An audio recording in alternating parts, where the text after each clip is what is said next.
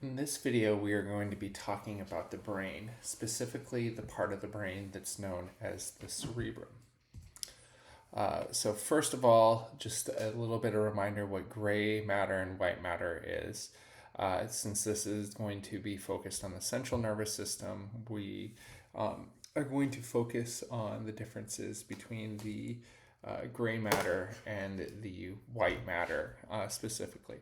So gray matter is going to consist of short non-myelinated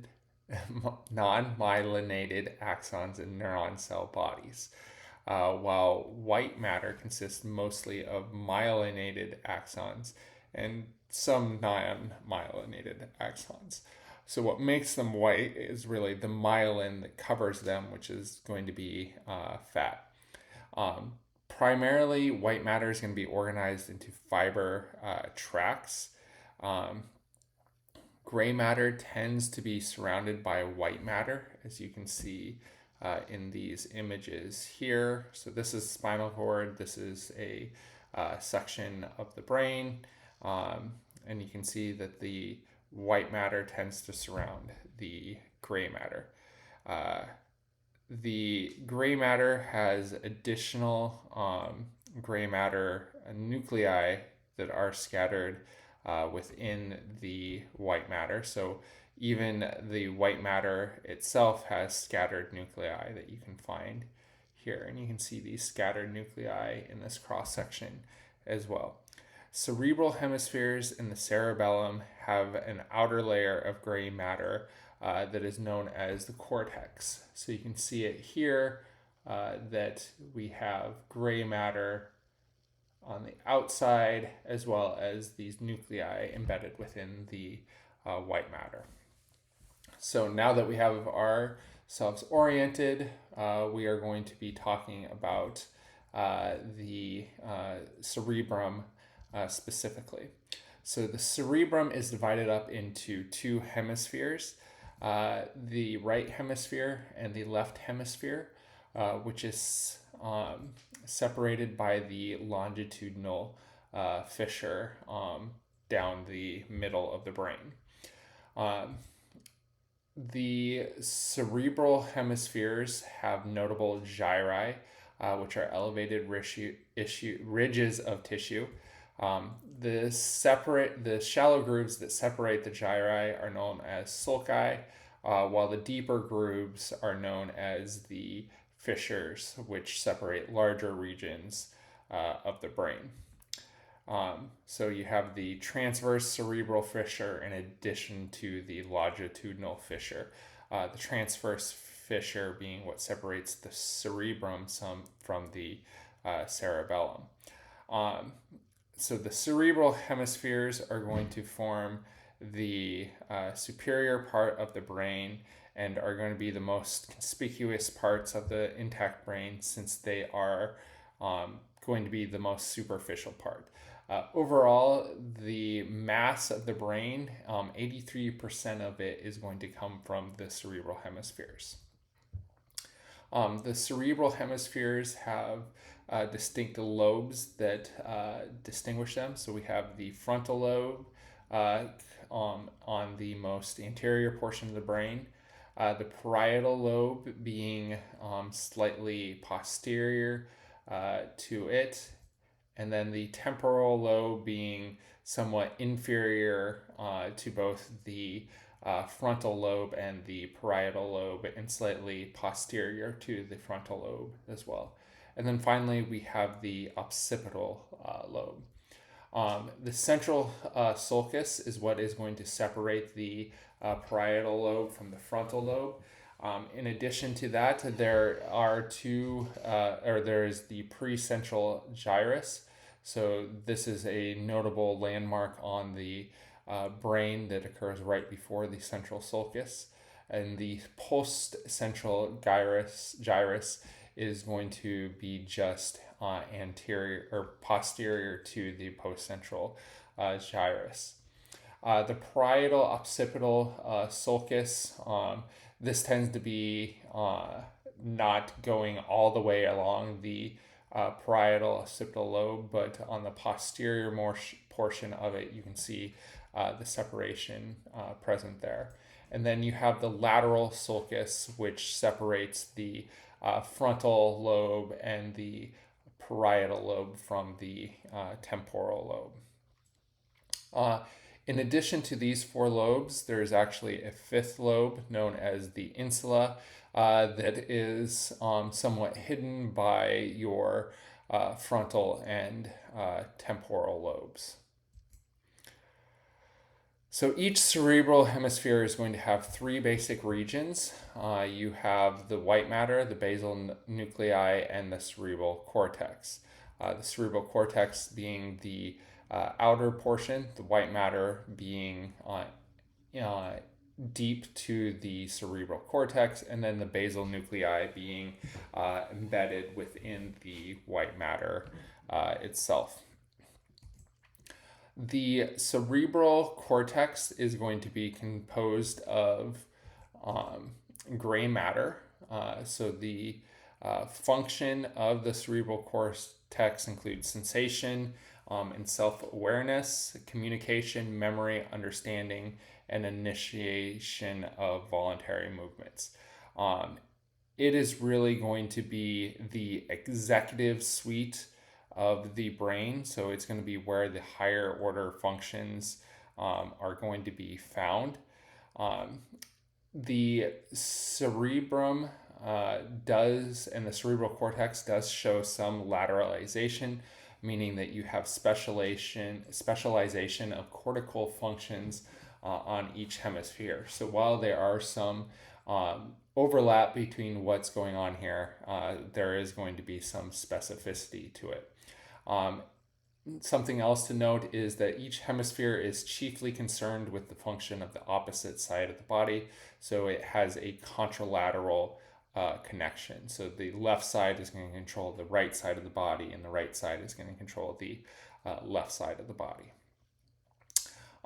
There are three kinds of functional areas that you find within the cerebral cortex. You have motor, sensory, and association areas. And so we'll talk a little about each of those here now.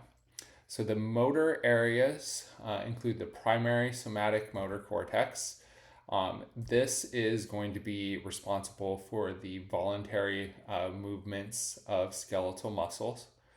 There is the somatic motor association portion, which is the premotor cortex. This helps to plan movements. You can also see Broca's area, which is specific to the left hemisphere. This is going to be our motor speech area, which means that it's directing muscles involved in speech production. And then you have the frontal eye field, which is a subset of the somatic motor association cortex. This is going to be responsible for voluntary eye movement. Sensory areas include the primary somatosensory cortex, found just right at the end of the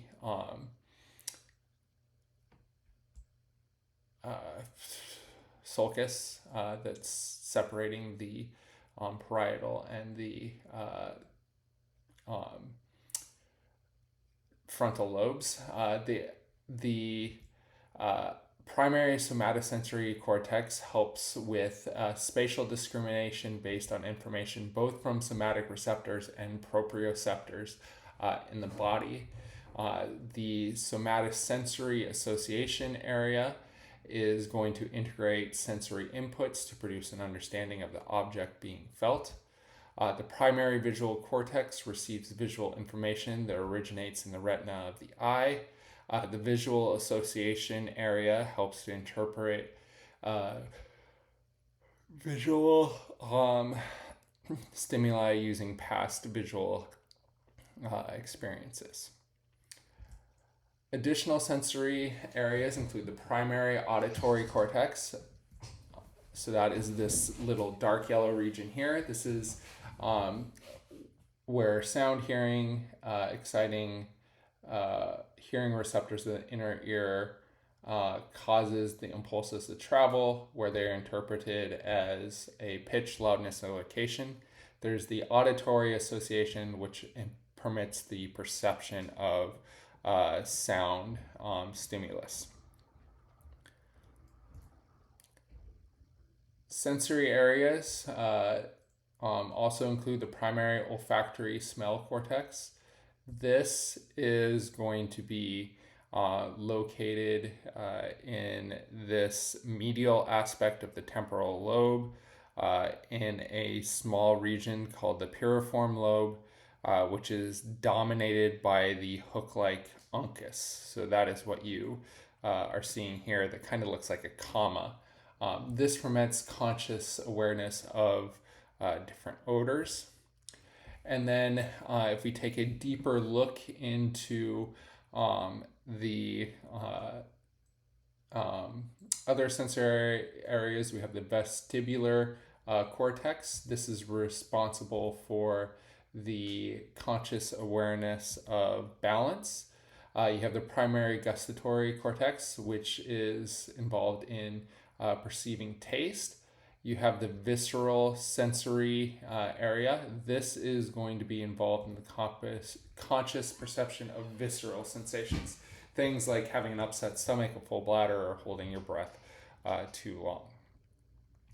All right, in addition to your sensory and motor responses, you have multimodal association areas. So sensory receptors travel to the primary sensory cortex, where it goes to the sensory association cortex, and then it goes to multimodal association cortex.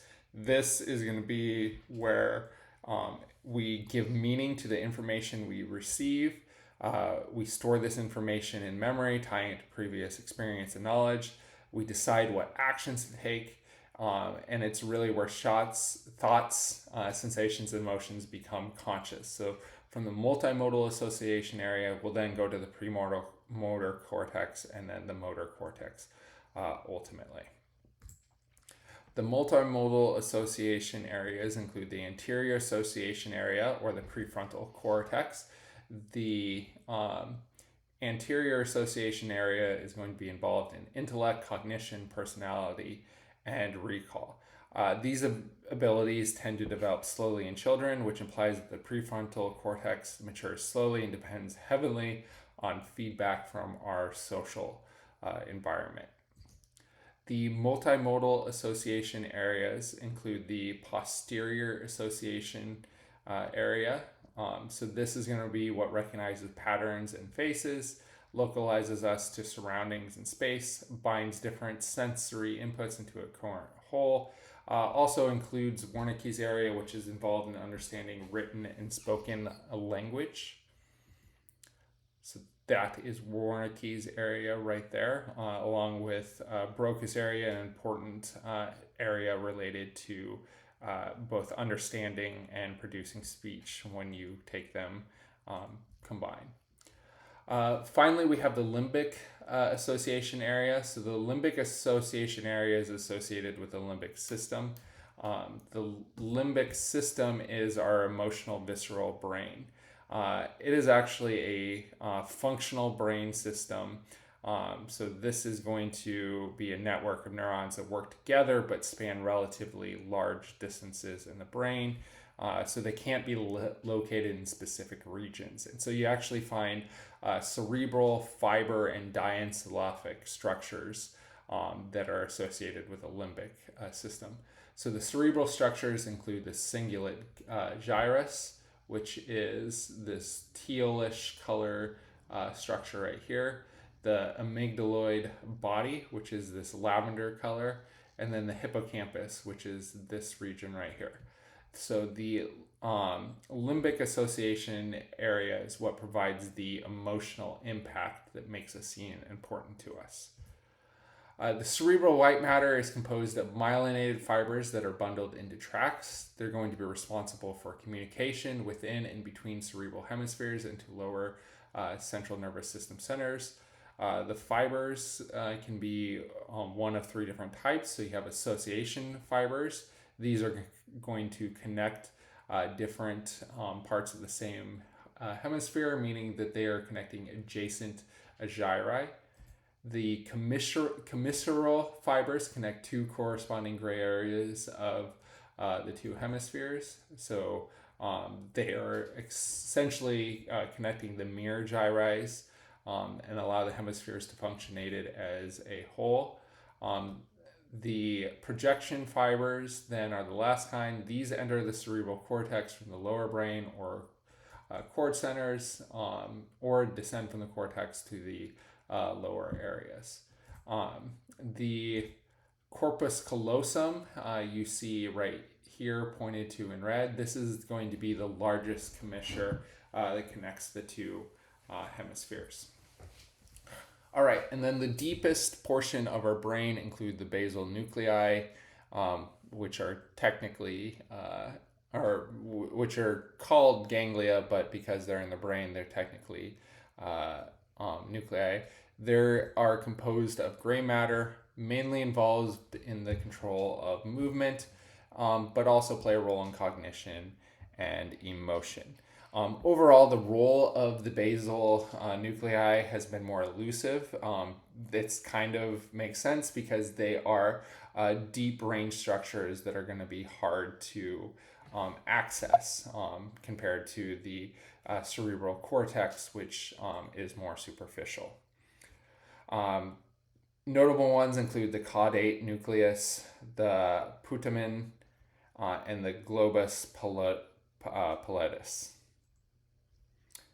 All right, so that finishes our discussion of the cerebrum. In our next video, we're going to dive deeper into brain structures that are found elsewhere in the brain. So we're going to look at the cerebellum, the brainstem, and the diencephalon. So we'll see you next time.